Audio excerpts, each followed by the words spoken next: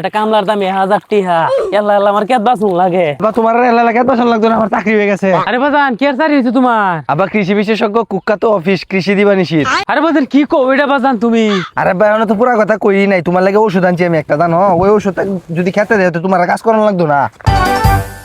আরে বাজান বোতলের লেভেল কো আর বোতল হুরান কিয়া? আরে ভাই এটার মধ্যে লেভেল থাকবো কি ভাই? এই ওষুধটা হইছে 1880 খ্রিস্টাব্দের। এটা এই সময়ের ওষুধ, যেই সময় মনে করে যে ওই যে কোনো কোম্পানি নাই, ব্র্যান্ড নাই, যে যে বাড়ছে বানাইছে আর ব্যবহার করছে।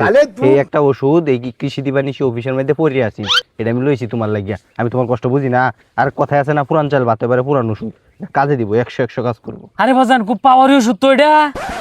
কয় ইঞ্চি জমিনের মধ্যে কয় মুক্কা দেওয়া লাগবো? আবার এই ওষুধটা যে আছে, এই ওষুধটা হচ্ছে একদম ভিটামিনের মতো। দেখবা এই ফুলাফান আছে না, বর্তমান যুগের যে ফুলাফান, এরা ভিটামিন খায় সাফা ফুলা, বুঝছো না? এটা এই ওষুধটা হইলো ক্ষেতের উর্বরতা বাড়াইবো, জমি ফুলাইবো, মোটা করবো, ধান বড় বড় করবো, বুঝছো? এটার উপকারিতা হইলো এটা।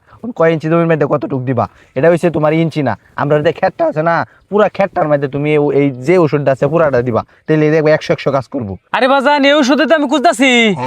আচ্ছা আমি ওষুধটা দিয়ে তুমি কেবা হাত-মুখ ধুয়ে খাওয়া। আরে বাবা বাসা যায় খাইলে হতো না, এখন আমি চাকরি করি, বুঝছো? এখন মানুষের এই কৃষি নিয়ে পরামর্শ দিতে হইব, মানুষের যাতে অভিজ্ঞতা হয় সে বিষয়ে জ্ঞান ঢুকাইতে হইব মাথার মধ্যে, আরো মানুষের ওষুধও দিতে হইব।